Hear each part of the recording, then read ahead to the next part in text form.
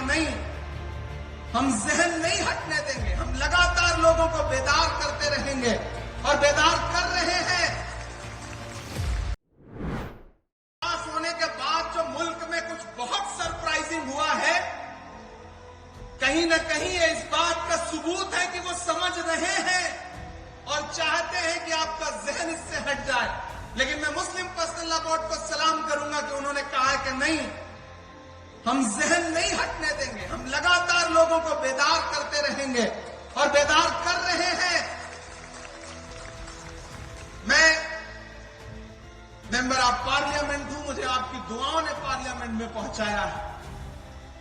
मैं आप सबको, अपने बुजुर्गों को भरोसा दिला रहा हूं कि जहां भी, जब भी आप सबको जरूरत लगे, यहां हमारे श्रीनगर से मेंबर ऑफ पार्लियामेंट रूल्ला साहब बैठे हैं, मुहिबुल्लाह नकवी साहब बैठे हैं, जियाउर रहमान बर्क साहब बैठे हैं, हम सब आपको भरोसा दिलाते हैं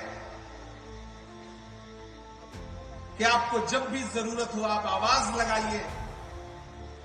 खुदा ने हमें जो भी ताकत दी है, उस तमाम ताकत के साथ इस लड़ाई में आपके साथ शाना बशाना खड़े हैं।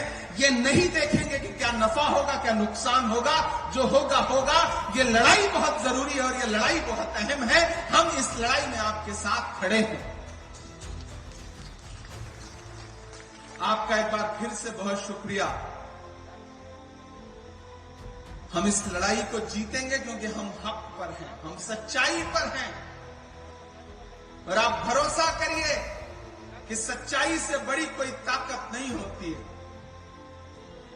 बीच में आपको याद होगा कि जो छोटी छोटी पॉलिटिकल पार्टियां हैं, जो आजकल भाजपा के इशारे पे कुछ भी करने को तैयार है, उनके सहयोगी बन के घूम रहे हैं, वो मीडिया में बाइट दे रहे थे कि नहीं नहीं, वक्फ के बिल से कोई नुकसान नहीं होगा, हम मुसलमानों को भरोसा दिला रहे। कौन दिला रहा था? चिराग पासवान दिला रहे थे। कौन दिला रहा था? जयंत चौधरी दिला रहे थे। कौन दिला रहा था? नीतीश कुमार दिला रहे थे। कौन दिला रहा था? अजीत पवार दिला रहे थे। कौन दिला रहा था? चंद्रबाबू नायडू जी दिला रहे थे। तो मैं तो उन सब से कहना चाहता हूं कि कलम से और न स्याही से बात करना है, कलम से और न स्याही से बात करना है, वजीर से न सिपाही से बात करना है।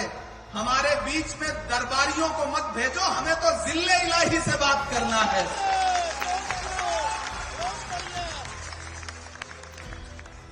हम हुकूमत से सीधे कह रहे हैं कि आप आईन को कुचलिए मत।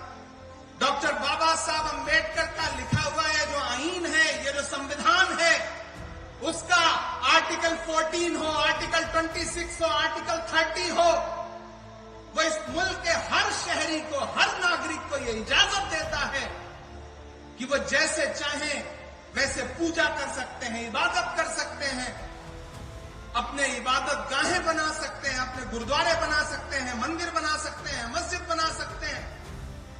आप उस आईन को पामाल कर रहे हैं।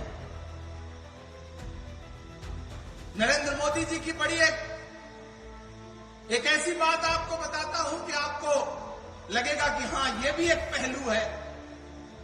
वो जब भी जिस चीज को ज्यादा रखने की कोशिश करें, ज्यादा उसके फेवर में दिखने की कोशिश करें, समझ लीजिए खतरा ज्यादा है।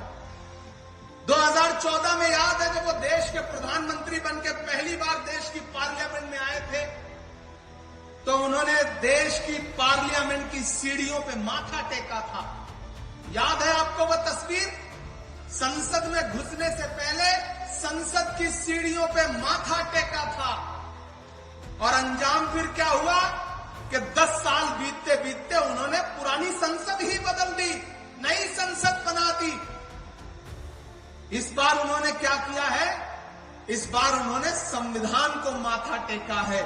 इसलिए खतरा बहुत बढ़ गया है।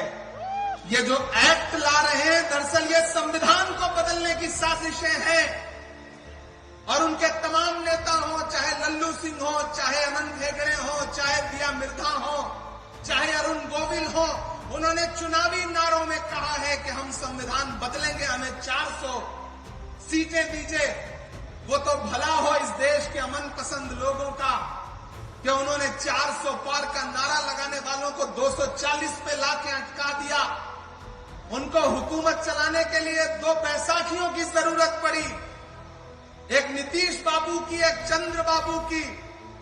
एक भी बैसाखी हटकी, सरकार की सांस अटकी।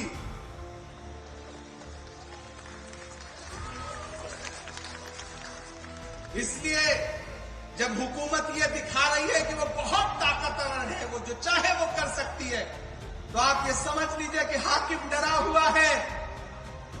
डरा हुआ इंसान अवाम को ज्यादा डराने की कोशिश करता है, इसलिए डरना नहीं है, बिल्कुल डरना नहीं है। हुकूमत की आंख से आंख मिला के कहना है कि मैं ये नहीं कहता कि मेरा सर न मिलेगा, मैं ये नहीं कहता कि मेरा सर न मिलेगा, लेकिन मेरी आंखों में तुझे डर न मिलेगा।